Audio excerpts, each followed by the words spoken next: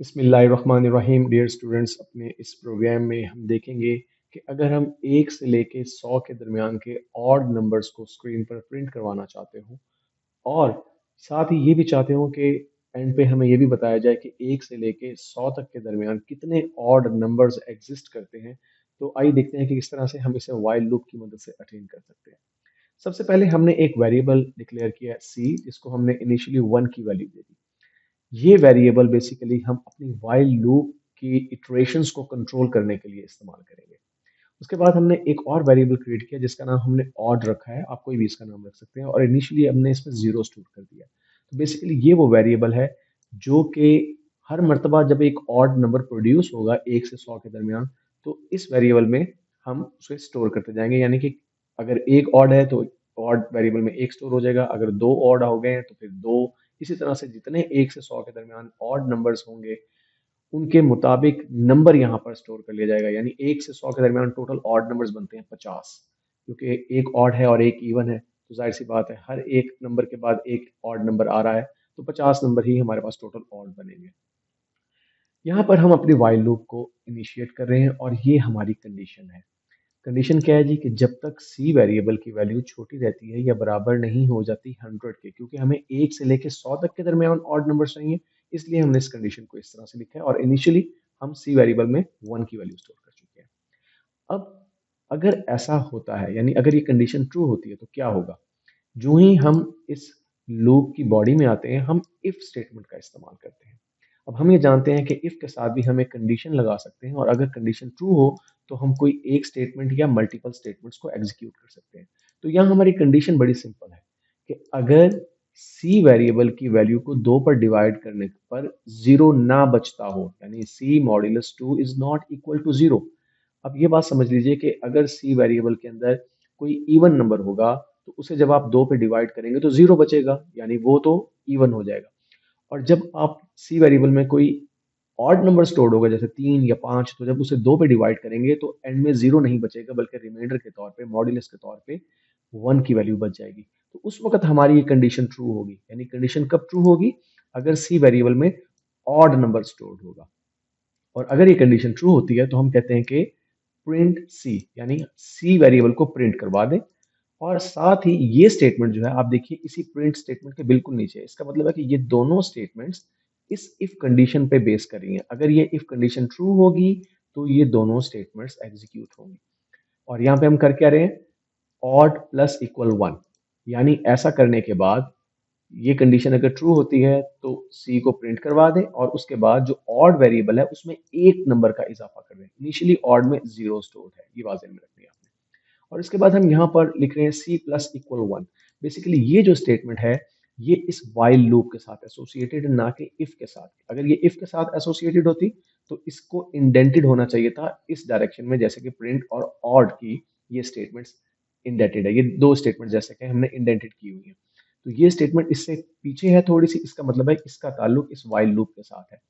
तो जब पहली मर्तबा लूप की कंडीशन चेक होगी, अगर कंडीशन ट्रू हुई तो ये उसके बाद इफ के अंदर जो है बॉडी इफ जो है वो एग्जीक्यूट होगा। अगर इफ की कंडीशन भी ट्रू हुई तो ये दोनों स्टेटमेंट्स एग्जीक्यूट हो जाएंगी और उसके बाद फिर सी वेरिएबल में एक का इजाफा हो जाएगा और दोबारा से वाइल लूप को चेक किया जाएगा, वाइल लूप की कंडीशन को चेक किया जाएगा।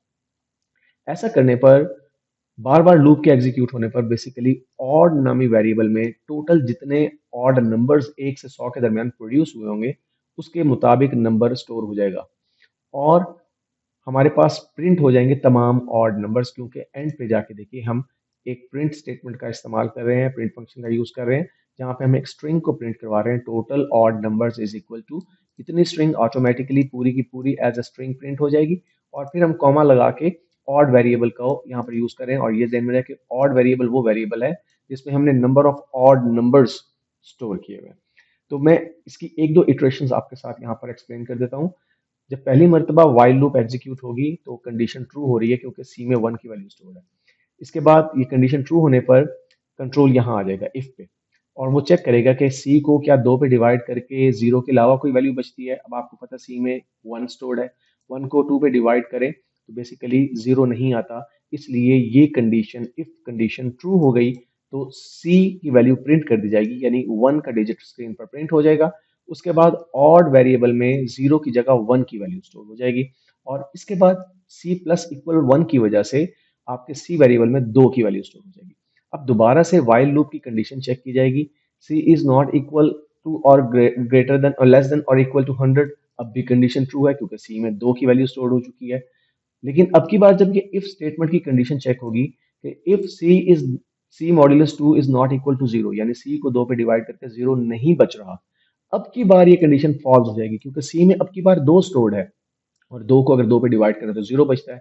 इस वजह से ये दोनों स्टेटमेंट्स एग्जीक्यूट होंगी ही नहीं, ना तो स्क्रीन पर सी वेरिएबल की वैल्यू प्रिंट होगी 2, और ना ही ऑड वेरिएबल के अंदर एक डिजिट का इजाफा किया जाएगा, बल्कि कंट्रोल यहाँ पे आ जाएगा और सी वेरिएबल में एक का इजाफा कर दिया जाएगा। अब सी वेरिएबल में क्या वैल्यू स्टोर होगी, 3 की वैल्यू स्टोर होगी। दोबारा से वाइल लूप जब फंक्शनिंग करेगी तो कंडीशन को चेक किया जाएगा, सी इज लेस देन और इक्वल टू 100, कंडीशन ट्रू हो जाएगी क्योंकि सी में अब 3 है, 3 100 से छोटा है।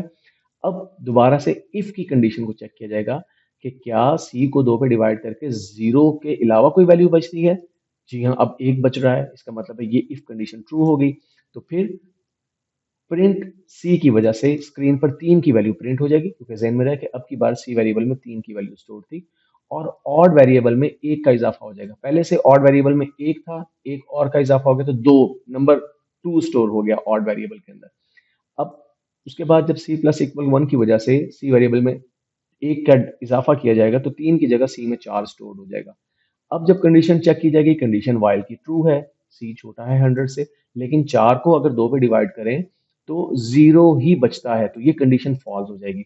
इसी वजह से 4 की वैल्यू स्क्रीन पर प्रिंट नहीं होगी, ना ही ऑड वेरिएबल में एक नंबर का इजाफा होगा, बल्कि कंट्रोल यहाँ आ जाएगा और सी वेरिएबल में एक डिजिट का मजीद इजाफा हो जाएगा और सी बढ़कर 5 हो जाएगा।